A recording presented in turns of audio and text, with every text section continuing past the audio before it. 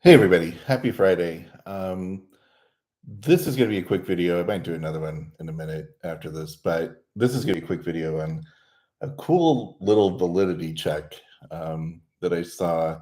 I always like when sort of different methods sort of converge on the same answer and show, that there's some validity to what you're looking at, right? So if you fancy yourself an INFJ because you've taken one test or had somebody test you, and then you take other tests or have other people test you, and it sort of points to the same thing.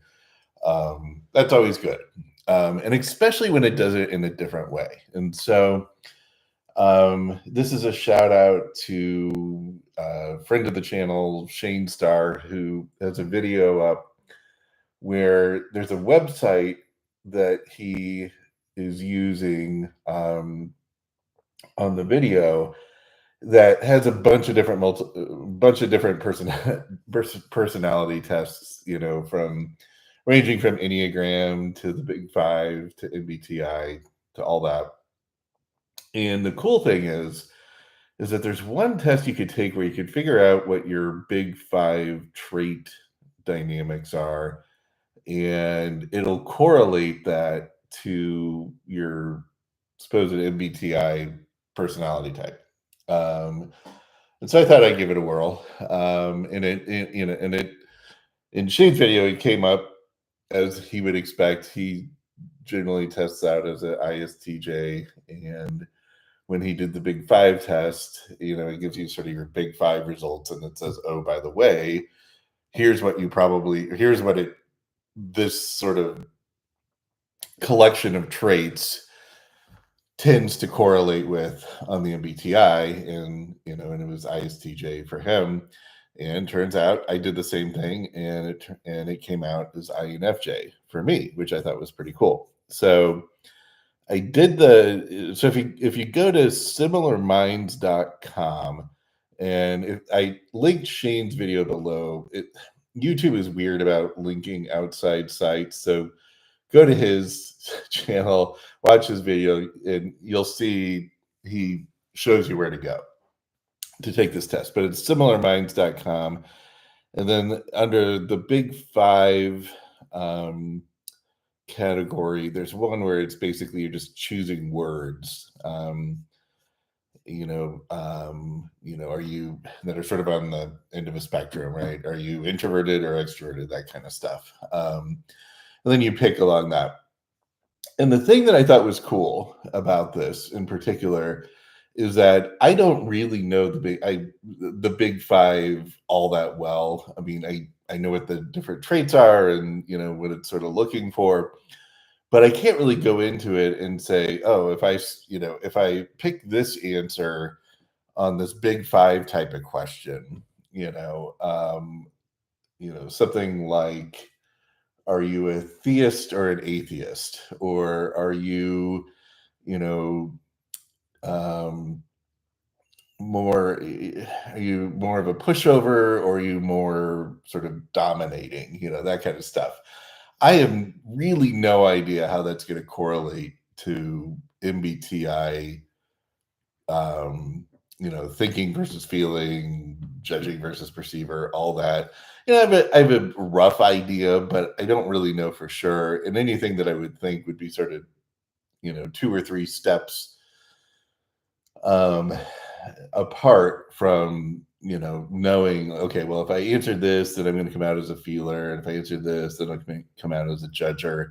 There's really no way to really easily do that, I guess, unless you sort of know how everything works going into it, which I didn't. So that's why I thought it was interesting, because there's no way for me to really game the system, right? So if you give me sort of a straight up MBTI type test, or even a Keirsey test, or a cognitive functions test, I'm going to know generally what they're getting at, right? I'm going to know, is this, checking to see if I'm a thinker or I'm a feeler or I'm an extroverted feeler or an introverted feeler, that kind of stuff. And so it's real. I mean, so once you've done this, for a little while, it's real easy to game those types of tests and basically get the answer you're looking for. But this one, even if I could do it, I wasn't even really trying. I was just answering the questions as honestly as I could. And, and in my mind, there's really no way for me to sort of guess, like, okay, this is going to make me an introvert. This is going to make me an extrovert. This is going to make me come out as a thinker. This was going to make me come out as a feeler. Nothing like that. That would just take too much brain power, I think, on that.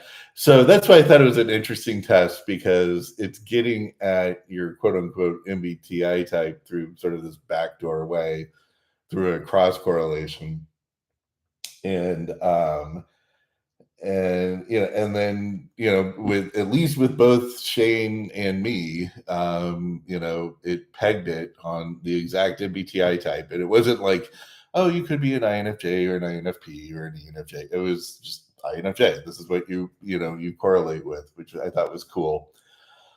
And that's like a what, you know, 6% chance of just randomly happening. And then if you combine, the results of both me and Shane, it would be like a 3%, 4% chance of just randomly happening. So to me, there's something there. It might not work for everybody, for a whole host of reasons, but I'd recommend checking it out. And especially any of you who might be sort of on the border of, am I an INFP or an INFJ, that kind of thing. It might help solidify it a little. But and then for those of you who are perfectly comfortable and feel comfortable with what type you are, I'd be interested in seeing how it comes out. And maybe you'll have an eye-opening experience. Maybe you're an INFP after all. Okay, thanks. Thanks to Shane for posting the video. I thought it was cool. And I will see everybody maybe in a few minutes. I might post another one. Okay, cool. Thanks, everybody. Bye.